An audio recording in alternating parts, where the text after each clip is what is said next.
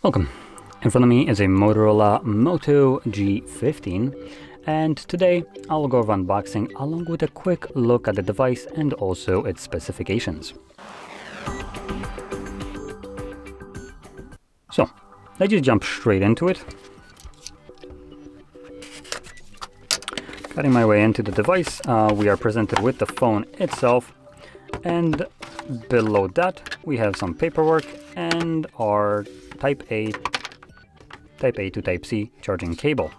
So basically the typical thing that you'd expect from, at least at this point, from any device. Nothing really stands out right here. So there's no additional things. I guess actually there might be one that you could consider, which is the case that comes provided on the device. Silicone case. Nice that it comes included.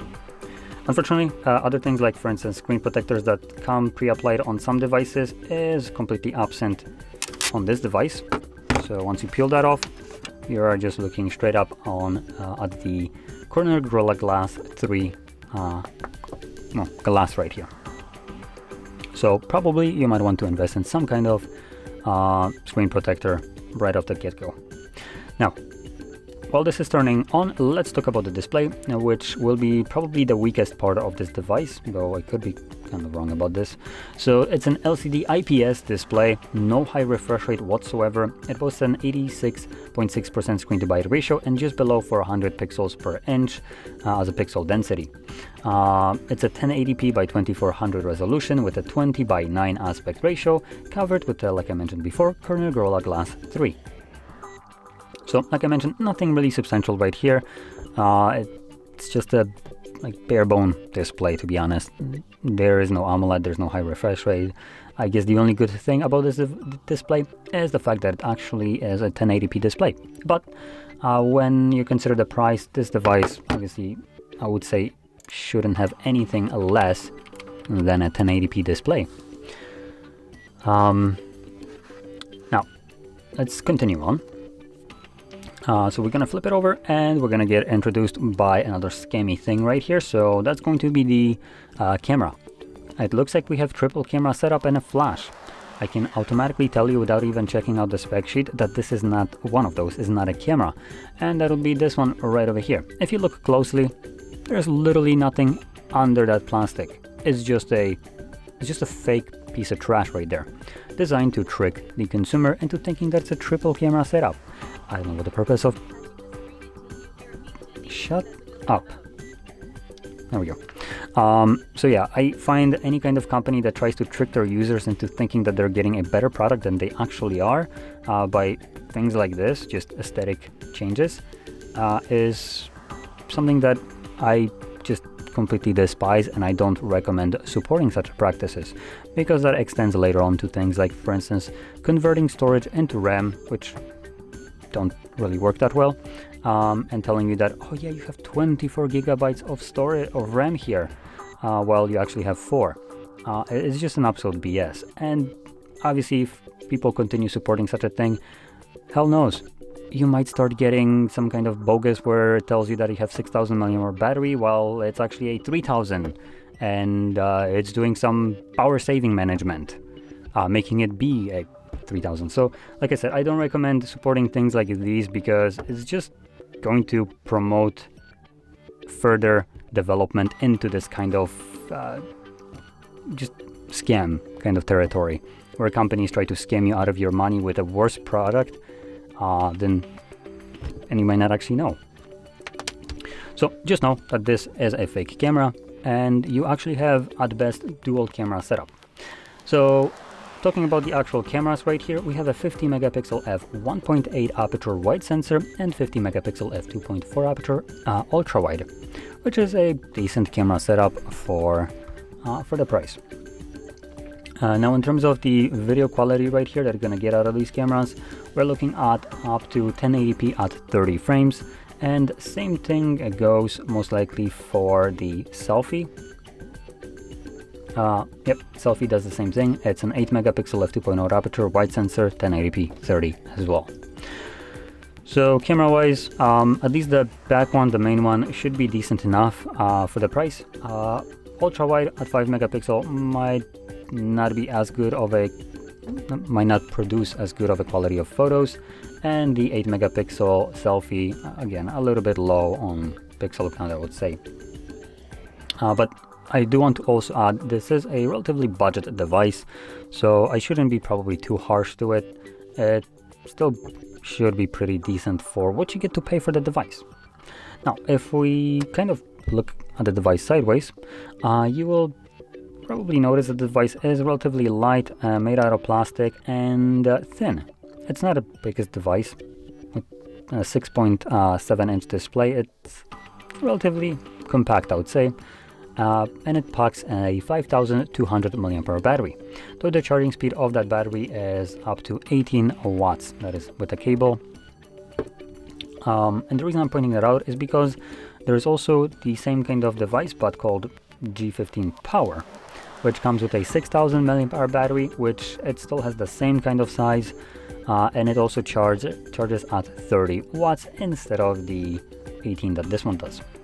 Outside of that, this device comes with either 4 or 8 gigabytes of RAM, with either 128, 256 or 512 gigabytes of storage that is also expandable using a micro SD card. So if you want, you could go for the cheaper option with the 128 gigs and 4 gigabytes of RAM, though if you're planning to do so, I wouldn't recommend it, to be completely honest. 4 gigabytes of RAM is a little bit on the lower side for phones these days. So I would at least recommend going for the middle option, which is the 256 with 8 gigs of RAM. RAM is going to be the crucial part right here, with providing you double the amount of it at 8 gigs and also doubling the storage. But like I said, RAM will be more important rather than the storage, as you can expand the storage using SD cards, which RAM you cannot. Now, the device is also being powered by a Helio G81 Extreme processor, which is also the same one that is powering the G15 Power. And that's about it. Now, talking about the build quality, like I mentioned before, it is made out of plastic all around, apart from just the front being a corner Gorilla Glass 3. And we do have a fingerprint sensor that doubles as a power button, with the volume rockers also on the right side, along with a headphone jack at the top with branding of Dolby Atmos. I'm not sure where that Dolby Atmos is. And our SIM/SD tray, and at the bottom, charging port, microphone and speaker grills. And that's about it. And the case that comes provided with the device. Now, with that out of the way, I do want to talk about one of the points of this device that I find just kind of these devices in general from Motorola to be a little bit too expensive, even though this is a about $160–170 device, and the G15 Power is more like $200 device. They're both overpriced, I would say, for what they offer. And the reason for that is there is a outstanding device that I keep on recommending over and over to basically everyone that is looking for anything from low-end to mid-range devices, and even entry to high-end, I would probably say. So that would be the Nothing as a brand CMF Phone 1. That is, Nothing brand has been out already for some time. They created several devices that are pretty good. They're intended to be flagship kind of substitutes at a more affordable price by sacrificing some things that might cost a little bit too much to include in the device, and obviously cutting the price because of not including such a thing like, for instance, wireless charging.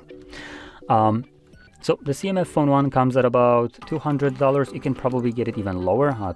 I've seen, at least in Poland, as low as $180, which obviously for $180, it's coming very close to this. But it's going to offer you an AMOLED display at 120 Hz refresh rate with 2000 nits brightness, 5000 mAh battery at 33 watts charging speed, and a much faster processor being the Dimensity 7300 with either 6 or 8 gigabytes of RAM, starting with 128 gigs of storage and going up to 256. And other than that, the cameras are very close to these in terms of the megapixels and stuff like that. Quality, probably not. And also video recording is most certainly going to be leagues ahead at 4K 30 frames and 1080p up to 60, and the selfie being 16 instead of the 8. That also though provides 1080p at 30. So price-wise, like I said, a very close price to this, while offering a much better device that is also, importantly to me at least, repairable. You can take it apart, replace batteries yourself. You don't need to rip it apart with a hot heat gun and stuff like that. It just unscrews, take out the battery, and you're good to go. So it's a pretty nice feature as well. But anyway, hopefully you find that recommendation useful. Like I said, it's something that I find as a great option, as it costs relatively not that much for what it actually offers. And in terms of competition at this point, almost a year later, this device still has basically no competition from any other company in terms of its price. So it's a fantastic pick. And out of the way, they are not sponsoring this kind of shilling for them. I just genuinely feel like this device offers a great value for money. So in any case, hopefully you found this video helpful, informative, maybe the recommendation as well. And if you did, don't forget to hit like, subscribe, and thanks for watching.